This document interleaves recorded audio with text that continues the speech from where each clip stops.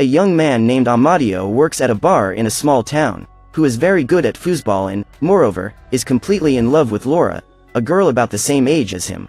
Every day after class, Laura goes to the bar, where she cheers for Amadio while he plays, but because of his absurd skill level, nobody wants to play against him anymore, as they know they won't have the slightest chance of winning. But that changes when one day a very arrogant boy named Ezekiel appears, who along with his little group starts to tease everyone at the bar.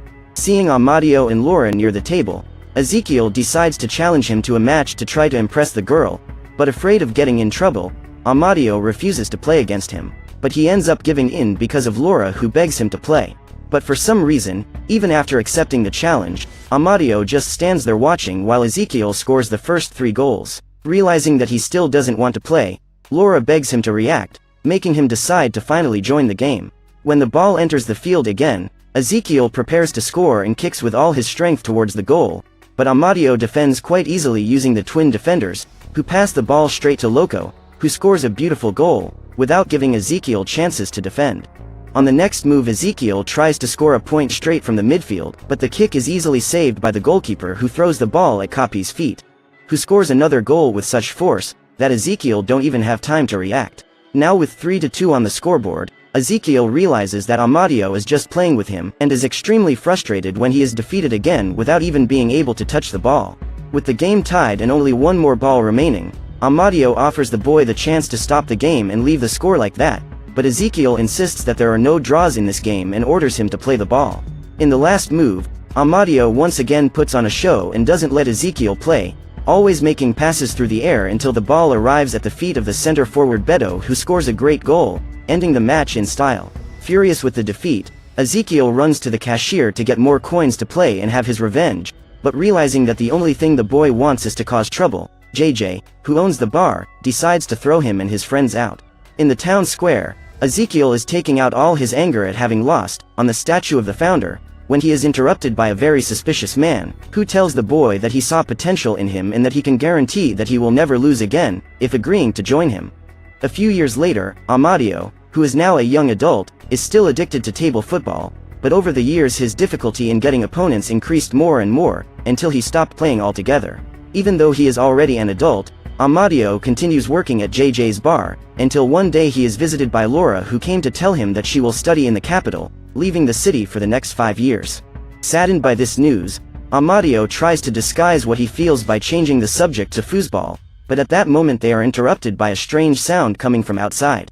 When they go out to see what it's all about, Amadio and Laura find everyone gathered in the center of the city listening to the speech of that same strange man, who is now announcing the inauguration of Universal Astro Goal, an opportunity to attract tourists to the city. When asked who will pay for it, the man replies that the project is being planned and financed by a former resident, who is passionate about the city. At that moment he points to a cannon that was hidden at the top of the mountain and signals for his employees to fire. Seeing a huge soccer ball coming towards them, the inhabitants panic and start running in fear of being hit, but the man asks everyone to keep calm, as this is just part of the show. Suddenly, the soccer ball opens in midair and a man jumps out of it, performing various free-fall acrobatics. When the man opens his parachute, the stranger on stage says that the boy in the air is called Ace and that he will finance the project. At that moment, everyone in the city is impressed with Ace's triumphal entry. But when he is approaching, Amadio and Laura realize that that man is actually Ezekiel. As soon as he lands, Ace begins to rant about the future of the city. When he is confronted by one of the residents who asks if he wants to become the mayor, but Ezekiel replies that he bought the city and that's why he now owns everything, including people. Even with this rather disturbing speech, people seem to support Ace, who starts to tell all his plans for the city, until he is interrupted by Laura, who yells from the crowd that they don't need him for anything. Upon hearing this, Ace interrupts his presentation and slowly walks towards the girl to say that he has never forgotten her, much less Amadio. After saying that, Ezekiel returns to the stage and says that the works will start immediately, starting with the demolition of the bar. Desperate, Amadio runs inside and tries to stop the machines, but realizing that he won't be able to stop them, he decides to enter the place and starts evacuating people with JJ's help.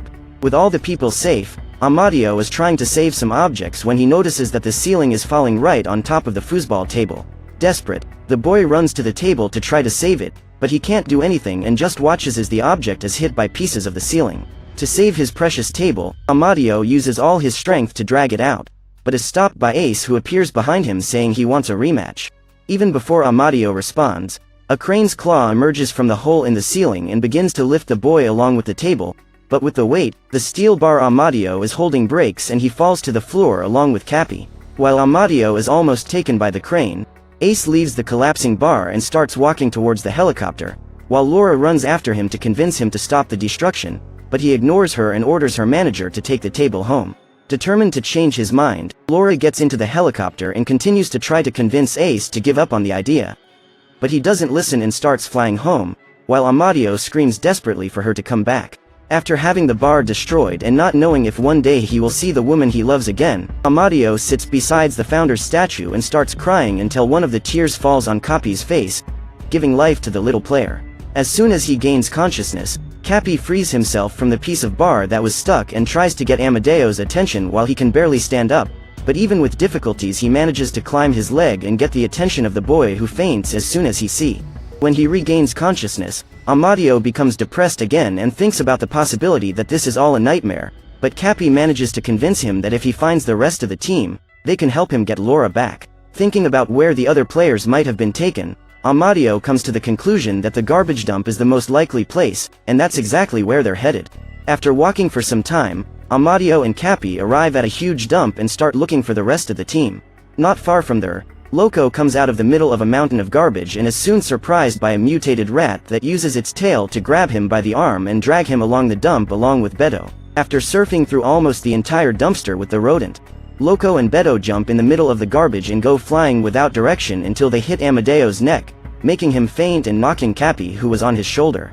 As soon as he sees Loco and Beto, Cappy is happy that his friends are okay and helps them to loosen up, but it doesn't take long for him and Beto to get into an argument about who is the team's top scorer, but they are soon interrupted by the captain of the team without stripes.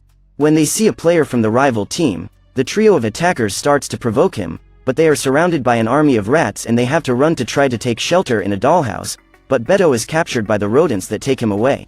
Believing he's gone forever, Cappy starts crying because he'll never see him again, but it doesn't take long for Bob to reappear riding a rat. With this new mount, the four players go to one of the mountains of garbage and with a makeshift binoculars they can see that Amadio is hiding very close to the table, but they can also see that Ace's manager is also there looking for the table.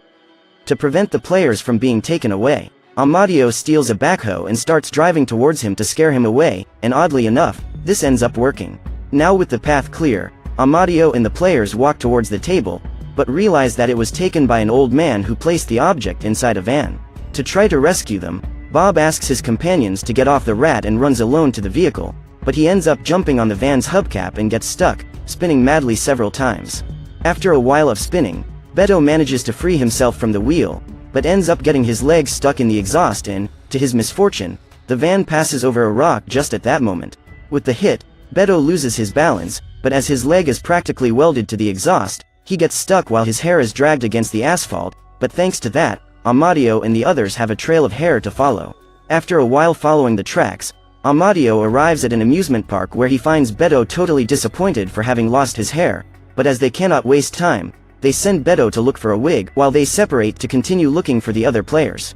As soon as he leaves the group, Amadio sees that all the midfielders are about to get shot at a shooting tent. He then jumps on top of the boy to save them. Finally, he grabs the steel bar where the dolls are attached and runs through the park while being chased by the security team. Not far away, Cappy is running around the place when he sees one of the twins stuck at the end of what appears to be a roller coaster. To save his friend, Cappy runs up to him to ask about the other twin, but before he even has a chance to answer, the cart is activated and starts to climb at full speed, revealing that the other twin is welded right on top of the ride. To try to free them, Cappy holds the hand of one of the brothers, while asking the other to hold his legs, and in this way, when the cart goes down, the three are hanging on top of the toy. At the top of the roller coaster, the two who are free manage to release the remaining twin, but this was a bad decision. It turns out that this player was not welded, but replacing a bolt, that is, now the structure is completely loose and starts to fall apart, but luckily they manage to reach the ground safely along with the cart. Finally on safe ground, Loco, Cappy, and the twins find the table where the other players are, but before they even have a chance to release them, Ace's manager appears, unscrews the players that were still trapped, and places them on a box.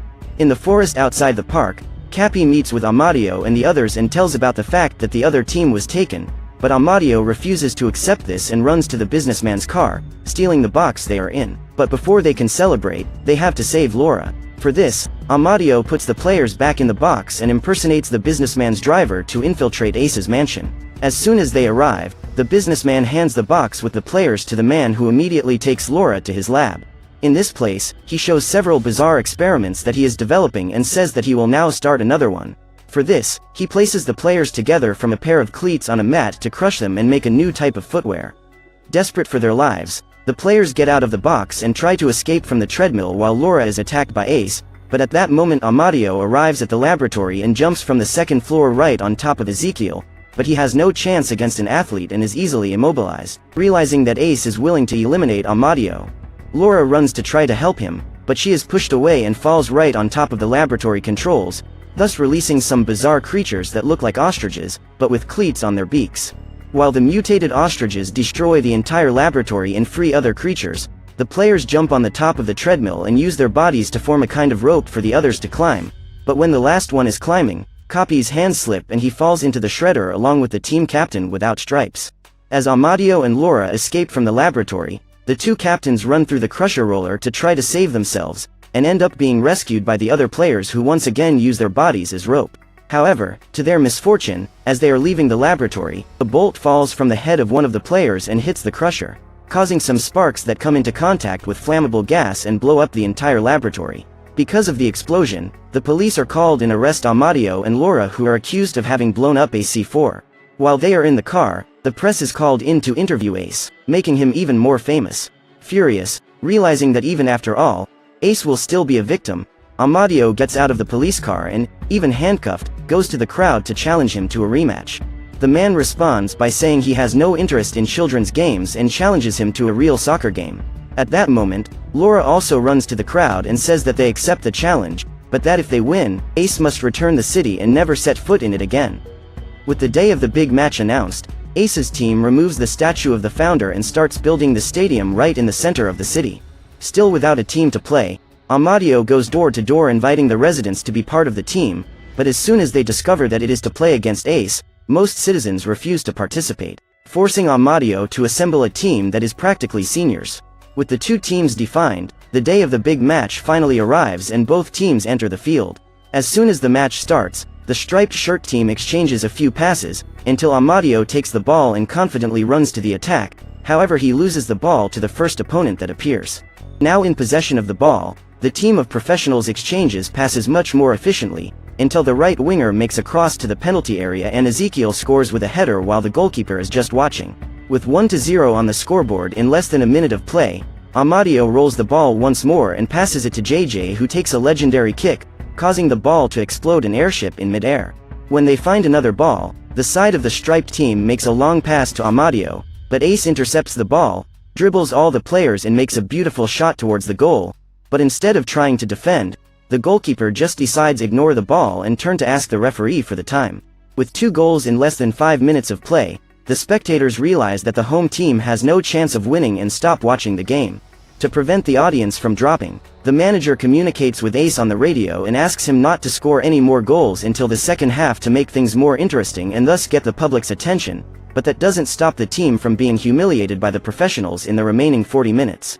As the second half begins, Capi realizes that Amadeo's team will continue to be humiliated and decide it's time to act. He then summons all the players and together they run to the middle of the field. Now with the foosball players in scene, the home team can finally react, making several beautiful defenses and disrupting all the attacks of the professional team. Furious that his team was not getting an easy victory, Ace starts to play more and more dirty and ends up scoring a dangerous foul on an opponent. When it's time for Amadio to take the free kick, everyone takes position and waits for the kick. But without anyone noticing, Loco climbs on the crossbar and jumps on the back of the opposing goalkeeper, who with the fright ends up letting the ball pass, marking the home team's first goal. Now the score is 2-1. At the exit of the ball, Ace passes to another player, but as they are impatient for his attitudes, the professional players refuse to touch the ball and leave Amadeo's team in possession. With the help of Capi and the others, the home team manages to make a beautiful exchange of passes and leave Amadio free in front of the goal, but suddenly Ace appears behind him and makes another serious fault, knocking him down right in front of Capi. As soon as Amadio opens his eyes, the little player tells him to just kick towards the goal and the others will take care of the rest, but Amadio refuses, saying he wants a fair win. Understanding Amadeo's feelings, Cappy leaves the field with his team and leaves the rest of the match with the home team. Now alone once again, Amadeo's team begins another exchange of passes through the opponent's field, until Gattuno crosses into the small area, but for some reason, everyone in the defense misses the ball and the one who hits is the Emo, who makes a header that would make any professional player jealous. With the score tied at 2-2 and with 2 minutes left to play, everyone is very excited about the game, with the exception of Ace. Now that they have some hope of winning, the home team goes all or nothing and Amadio makes a beautiful kick, but the ball hits the crossbar and returns to the area. While everyone is waiting for the ball to fall, Ace sees that the referee is looking up and steps on Amadeo's leg, almost breaking it in half, but instead of stopping the game, the damn referee orders the match to continue. As they expected it to be a penalty, all the players forgot the ball and left their positions, with the exception of Ace, who dominates and runs free to the opponent's goal. Deciding to win the match, Amadio gets up and, even hurted, runs after Ace, who is distracted by the crowd, but as soon as he realizes that Amadio will reach him, he accelerates and makes a last kick that makes the ball roll slowly to the goal. With that, the score changes to 3-2 and the referee ends the game, officializing the victory of the professional team, but instead of screaming, the crowd is in complete silence, as they watch Ace celebrate the victory alone. Not understanding why people are against him, Ace starts yelling at the crowd until his manager shows up to resign and says that now everyone knows who he really is, and that's why no one respects him anymore. At that moment, Laura runs to Amadio, who is lying on the lawn, and, along with the rest of the team, they leave the field while being applauded by the entire audience. In the end, the home team lost and that's why the city remains Aces, but the citizens refuse to live in this situation and decide to move, founding a new municipality completely from scratch.